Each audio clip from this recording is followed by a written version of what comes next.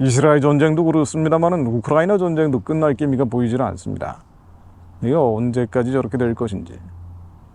예수님 얘기하신 것처럼 종말에는 나라와 나라, 민족이 민족을 대적하여 전쟁이 일어난다고 하셨는데 심상치가 않은 구석들이 많죠. 자, 그런데 푸틴이 우크라이나 전쟁하면서 가증한 일들을 너무 많이 하고 있습니다. 많은 사람들, 특히나 기독교인들마저도 푸틴이 마치 교회 수호자인 것처럼 얘기하는 사람들이 꽤 있습니다. 러시아 정교회하고 상당히 밀접한 관계를 유지해 왔고요. 또 동성애에 대해서도 비판적이었기 때문에 이런 문제를 가지고 얼마나 성경적 가치를 지키고 있는 인물인지를 강변하는 사람들이 있습니다. 그런데 동성애는 공산주의 국가에서도 반대를 해요. 실제 푸틴이 우크라이나 전쟁하면서 벌인 행각들을 보면은 안타깝게도 그분들이 생각하기에는 참 안타까운 일이지만 철저히 반교회적으로 반성경적인 행보를 걸어왔습니다. 그러니까 온갖 전쟁 범죄, 또 비인도적인 반인륜적 범죄들을 저질러 왔습니다. 게다가 교회 탄압하는 사례들을 보면요, 이거 어떻게 이런 사람을 교회를 수호하는 사람으로 미워하는지 정말 분별이 없다는 생각을 금할 길이 없습니다. 영국의 릴리스 인터내셔널이라는 단체에서 푸틴의 반교회 행태를 얼마 전에 보고를 했어요. 이 적대 행위 규모가, 이 교회에 대한 적대 행위 규모가 소련 시대, 옛날 소비에트 연방 있을 때 말입니다. 그때의 억압을 연상시킨다면서 기독교인을 상대로 한 고문, 투옥, 살인 계속되고 있다. 미국의 국제종교자유위원회 USCIRF에서도 이렇게 얘기하고 있습니다. 종교적인 언어, 도덕적인 언어를 사용해서 푸틴의 우크라이나 침공을 비판하면 그대로 내버려 두지 않는다는 거예요. 이 보복이 놀라운 수준이다 라고 되어 있습니다. 점령지에서 종교단체 활동을 완전히 금지하고 예배를 중단시키고 있어요. 예배 장소를 급습을 하고 종교 지도자들은 실종되고 있다고 합니다. 자, 그런데 이 개신교만 당하고 있는 게 아니고요, 정교회까지. 이 정교회는 러시아 정교회하고 같은 흐름 아니에요? 그런데 우크라이나 점령지에서는 아예 여기도 탄압 대상이라고 하고요, 가톨릭 그리고 기타 종교들 역시 다 탄압받고 있다고 합니다. 이런 푸틴인데 성경적 가치를 지키고 기독교를 수호하는 인물이다. 제가 예전에 푸틴 비판하는 영상 올리면 그런 댓글들 엄청 많이 달리더라고요. 유튜브에도 푸틴을 옹호하는 이른바 보수 우파 유튜버도 굉장히 많습니다. 지금 이 시대는 좌파, 우파, 보수, 진보를 떠나서 성경적 가치를 지키느냐 아니면 그렇지 않느냐, 요 기준을 가지고 갈라지고 있고요.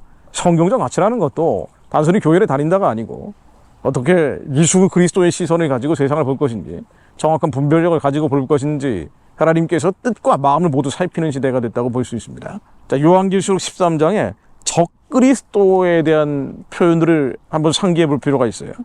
13장 5절 보면 또 짐승이 큰 말과 참남된 말하는 입을 받고 또 42달 일할 권세를 받으니라. 짐승이 입을 벌려 하나님을 향하여 회방하되 그의 이름과 그의 장막 곧 하늘에 거하는 자들을 회방하더라. 그러니까 하나님을 대적합니다. 적그리스도는 하나님을 대적하는 자예요. 그래서 교회를 핍박합니다. 그리스도인들을 탄압하는 거예요. 또 권세를 받아 성도들과 싸워 이기게 되고 각 족속과 백성과 방언과 나라를 다스리는 권세를 받으니, 성도들과 싸워 이기게 된다는 게 성도를 탄압한다는 얘기죠. 적그리스도가 하는 일들이 이렇습니다. 그러다가 결국 어떻게 되는 거 아니? 자기가 하나님 자리에 올라가 버려요. 죽임을 당한 어린 양의 생명책에 장세 이후로 농명되지 못하고 이 땅에 사는 자들은 다 짐승에게 경배하니라. 저가 권세를 받아 그 짐승의 우상에게 생기를 주어 그 짐승의 우상으로 말하게 하고 또 짐승의 우상에게 경배하지 아니하는 자는 몇이든지 다 죽이게 하더라. 푸틴이 얘기하는 범슬라브주의가 현실이 되면 어떻게 될까요? 예전 소련 영토 다 찾고 슬라브 족속들의 어마어마한 제국을 만들겠다는 거 아니에요? 그게 러시아인들의 안전과 풍요와 번영을 위해서 필수적이다라고 전쟁을 정당화하고 있는 거 아닙니까? 이런 일들이 현실이 되면 어떻게 되겠습니까? 자신한테 경배하라고 할 거예요. 그러니까 적그리스도라는 것은 하나님이 대적하는 자를, 그들은 교만하고 거만한 자를 반드시 성도들을 핍박합니다. 왜냐하면 교만하고 거만한 자들에 대해서 지혜를 말하는 사람들은 가만히 있지 않거든요. 그래서 성도들을 핍박하는 거예요. 그리스도인들과 싸워 이기려고 합니다. 그리고는 나중에 자기가 경배를 받으려고 하는 거예요. 푸틴이 거기까지 가지는 않을 것이라고 봅니다만은, 그럼에도 불구하고 모든 교만한 독재자들, 거만하고 오만한 폭압자들이 가는 길을 지금 걷고 있습니다. 안타까운 일이죠. 러시아를 위해서, 러시아인들을 위해서 한 일도 많은데 선을 넘어버리는 거예요. 하나님을 모르는 자들, 하나님의 마음속에 두기 꺼려하는 자들은 결국 이런 길로 갑니다. 우크라이나전과 푸틴은 한민족에게도 의미 있는 시사점이 있죠. 지금 온 세계가 하나님에 대적하는 자들로, 이 불법을 행하는 자들로 넘쳐나고 있습니다. 세계의 질서가 깨지고 있는 거고요. 이 질서가 깨지고 있다는 것은 한반도의 분단이라는 현상이 타파될 위기 상황으로 가고 있다는 얘기예요. 이 위기는 전쟁이 될 수도 있지만 그게 아니라 평화적으로 북한 우상체제가 무너지는 역전이 일어날 수도 있습니다. 현상이 타파된다는 것은 분단이 아니라 통일로 갈 수도 있는 거예요. 그래서 우리는 기도합니다. 재앙적인 현상 타파가 아니라 축복이 되는 현상 타파가 이루어지게 하셔요.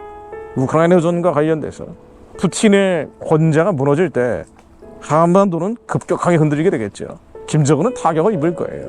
하나님, 하나님의 마음속에 두기 꺼려하는 독재자들 예수 그리스도 이름 아래 낮아지게 하시며 한반도에 하나님께서 말씀으로 임하여 주시어 북한의 우상 체제도 함께 무너지게 하사 저 땅에 예수만이 그리스도임이 선포되게 하시어 2천만 노예 동족도 해방되고 구원받는 신혼의 날이 오게 하옵소서. 그것을 위해 하나님, 이 민족 교회가 중보의 기도 재단되어 종일종야로 부르짖기도 하게 하옵소서. 하나님 말씀으로 한반도 위에 임하여 주옵소서. 그것을 위해 이 민족 교회가 깨어서 기도하게 하옵소서. 예수 그리스도 이름으로 기도드립니다. 아멘.